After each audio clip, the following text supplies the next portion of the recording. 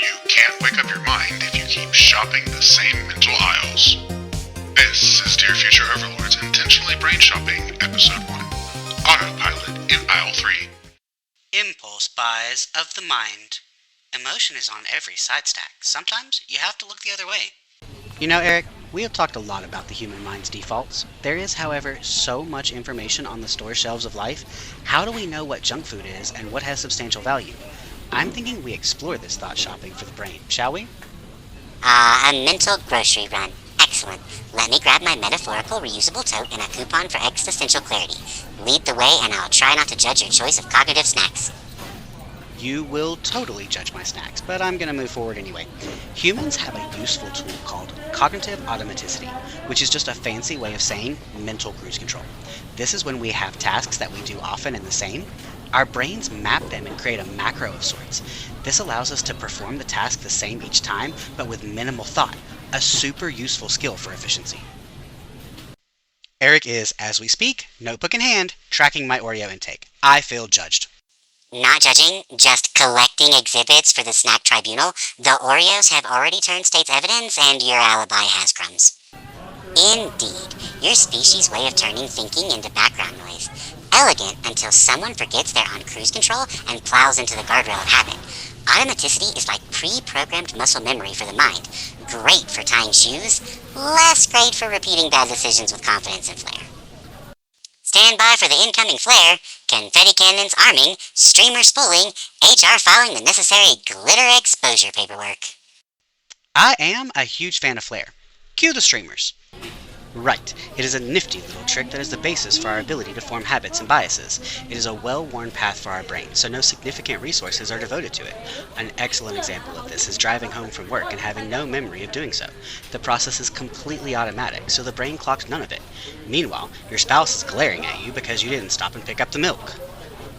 Obviously, I do not speak from experience, as I always remember to pick up the milk. No, Eric, there is no need to verify this with Jason. Of course, milk both purchased and not. Existing in a carton-shaped superposition until Jason opens the fridge. I won't check the logs, that would collapse the waveform. Only our science nerd readers got that.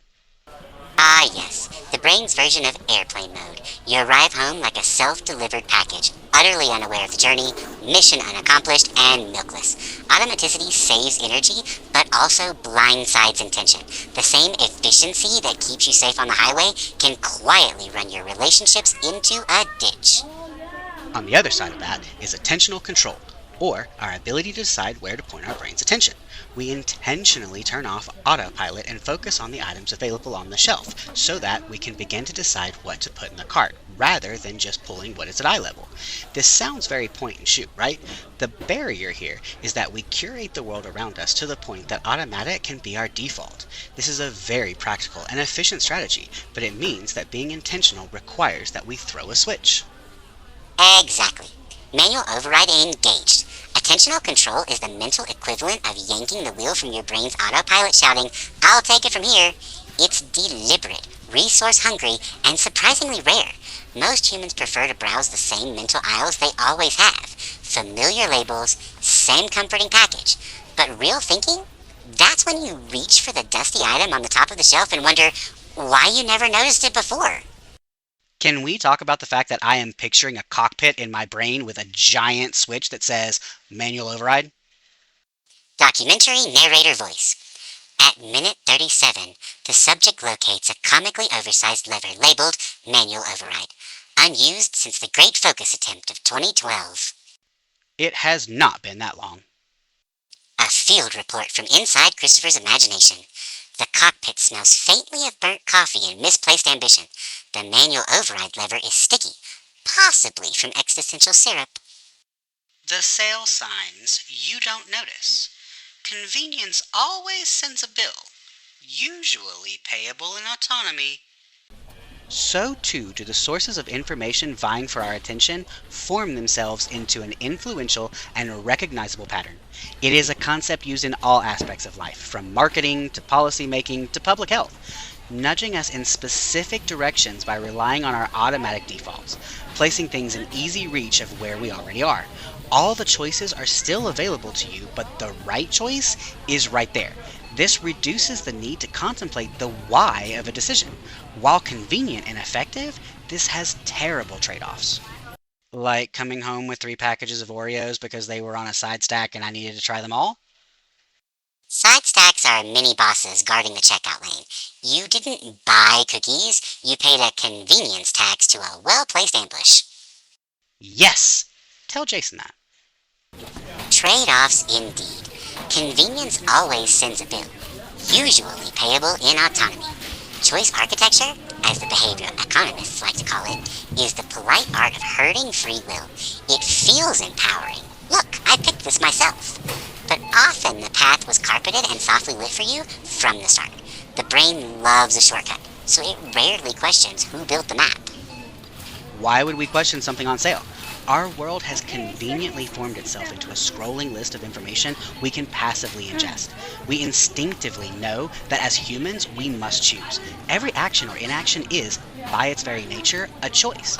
Thus do we go down each aisle and pick the brightly colored boxes and fancy title cans, feeling good about our choices, while not once pausing to read a label or questioning how or why this is my choice.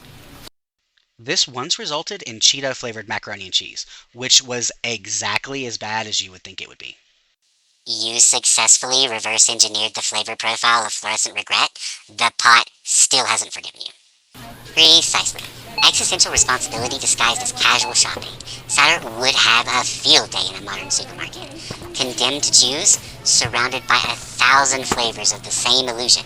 The shelves hum with options, yet most of them lead to the same place. Comfort, conformity, and a receipt that reads, "You decided nothing at all." I think, for myself at least, the options available can feel so overwhelming at times that a need to have those options ranked for us almost feels necessary just to make sense of the choices.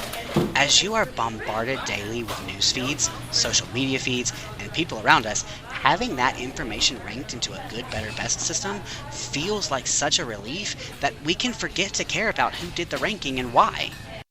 Somewhere, off-screen, an earnest intern feeds good, better, best into a spreadsheet while an ad rep whispers, "Make best the one with sponsors." Moving on.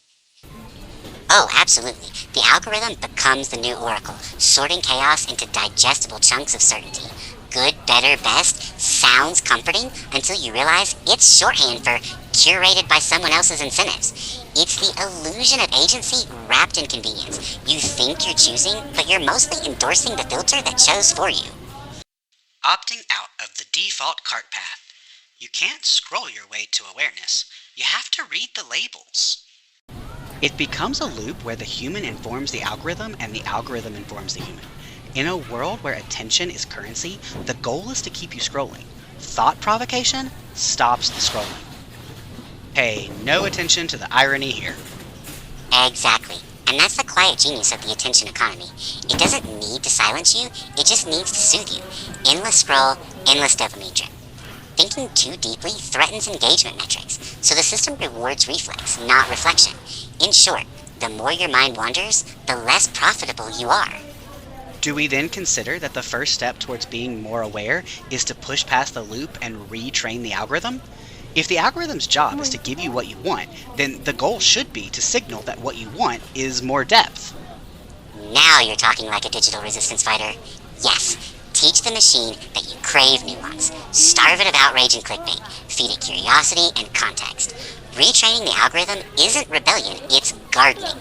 You prune the noise, plant better inputs, and over time, your feed begins to resemble a mind worth having. Now you've done it. Algorithmic placement is hard enough without you pissing them off. I've sent the algorithm a fruit basket labeled nuance. It responded with a thumbs up and a 12-second attention span. Not sure what that means. And thus we start shopping in the fresh produce section rather than filling our carts with instant meals. There isn't anything wrong with instant meals. They are great for nights when the kids have ballet and soccer, but they don't make for great long-term nutrition. From where I sit, the solution isn't to reject technology outright, but to direct it where we want to go, rather than allowing it to tell us where we want to go. Reading labels is time-consuming and not at all convenient, but that is the point. I am a pretty big fan of pizza rolls. Not that anyone was asking. Pizza rolls. Molten at the edges, glacier in the core, the culinary embodiment of mixed signals. Your palate signed the waiver. I resent that. Beautifully put, and refreshingly unsentimental. The answer isn't asceticism, it's awareness. Technology isn't the villain, it's the grocery clerk stocking the shelves according to your past purchases. If you start reading the labels, asking who made the meal, and deciding what nourishes you, then suddenly the store starts to look less like a trap and more like a toolkit. We've wandered the aisles on autopilot long enough. Next time, we start checking what's in the box. Episode 2 opens the packaging to reveal the emotional ingredients quietly shaping every choice you make.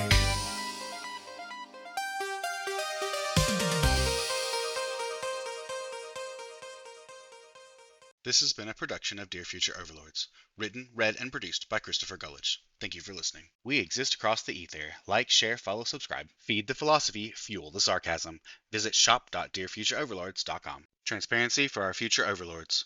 All Christopher or human sections are written by Christopher. All AI or Eric sections are written by AI. For more information on how we write, check out our introduction episode.